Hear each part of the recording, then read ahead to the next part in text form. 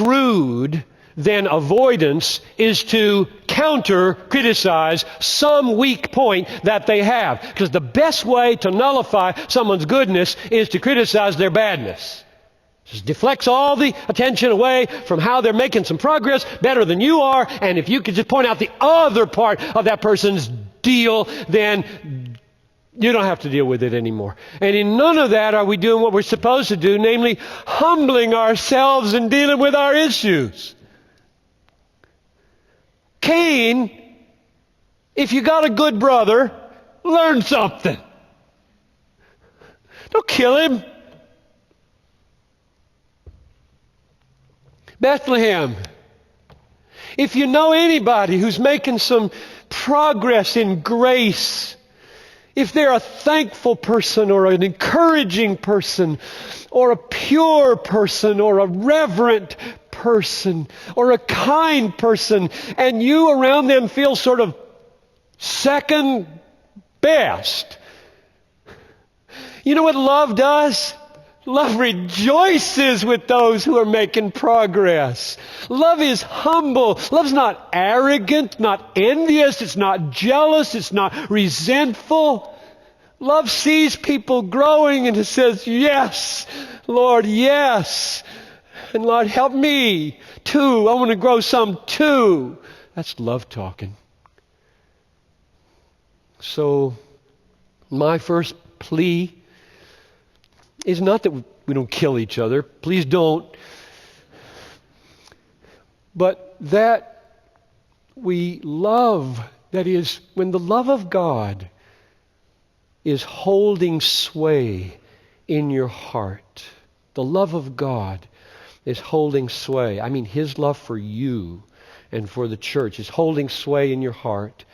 The differences between you and others as they have superiorities morally or in gifts, those differences are never an occasion for envy or jealousy or resentment, but joy.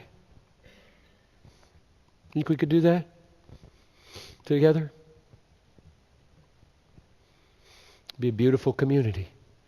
If every time I saw something about you where I'd like to be better and you're better, it made me happy, we'd be a beautiful community. We'd say it. You should say it. You should say it. A good way not to be made resentful by it is to say it. You know, the way you talk to people is so good. You're just good at it. I wish I were good at it. Would you pray for me? You encourage people so well. You seem to be a thankful person. You don't grumble like I do. I'd like to be around you. Maybe I'll catch it. That's love talking. That's number one. Here's number two. This is chapter 3, verses 16 to 18. The last one. By this we know love, that He laid down His life for us, and we ought to lay down our lives for the brothers. If anyone has this world's goods and sees his brother in need, yet closes his heart against him, how does God's love abide in him? Little children, let us not love in word or talk, but in deed and in truth. He says 3 things there about loving each other that I just long for God to work among us. That's why I'm saying it. Just like John longed for this to be his church. First of the 3. First, verse 18. Little children, let us not love in word or talk, but in deed and in truth. Now, he doesn't mean there's not loving talk and angry, bitter, hateful talk. Of course there is. You can hate people with your talk. You can do a lot of damage with your talk. He's not arguing with that. He means when there's a situation in which a deed needs to be done, you don't talk. You do the deed. Right? And you just talk when a deed needs to be done, you're not loving. You try to substitute talk for deed, you're not loving. That's what he's saying.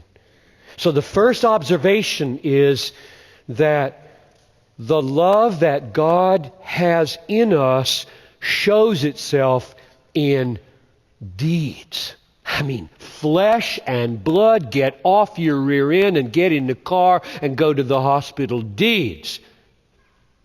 Put the pan on the stove, make the soup, go next door. Deeds. Call up, offer the babysitting. Deeds. Deeds, deeds, deeds is the way we love each other if God is in us. That's the first thing that he says here. Second, verse 16, at the end, we ought to lay down our lives for the brothers. We ought to lay down our lives for the brothers. That means that when a deed needs to be done, if it costs you a lot, you do it.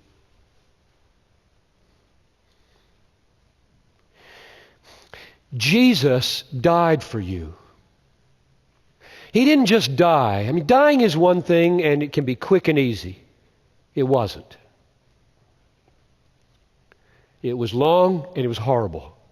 And he chose every minute of it because he could have stopped at any time. He just kept choosing to suffer and choosing to suffer and choosing to suffer and choosing to suffer. And I'm just saying, how you doing? Are you choosing to suffer for anybody? Or does the moment it gets costly, you bail? I'm not in it for this. Well, what are you in it for? He who would follow after me and be my disciple, let him take up his cross and deny himself and follow me. It says we ought to lay down our lives for the brothers. It is written large over Christianity, you are called to die. I die every day, Paul said. Are you sacrificing for anybody? Or are all of your choices comfort choices? Well, I won't do that because it's inconvenient. I won't do that because it's hard. I won't do that because it hurts. I won't do that because it's tiring. I won't do that because I'm not suited. I won't. What do you do? So Bethlehem, let's so experience being loved by the lay down your life Savior that we do that. Not easy. I'm not saying it's easy, but I am saying at the end of the day, there is a profound sense of God-given well-being as you lay your head down on the couch, absolutely exhausted because of having spent yourself for someone else. Oh, how deep go the joys. That's number 2. Number 3, verse 17. If anyone has this world's goods and sees his brother in need, yet closes his heart against him, how does God's love abide in him? Okay, now I'm just being more specific. I started by saying the love that God has and is in us is practical. Deeds, not just talk. Second, I said the deeds might be costly and you should have the lay down your life mindset because of Christ. And now I'm saying it involves stuff. Money. Cars. Computers. Books. Clothing. House. Stuff. If anyone has this world's goods, by the way, that word right there,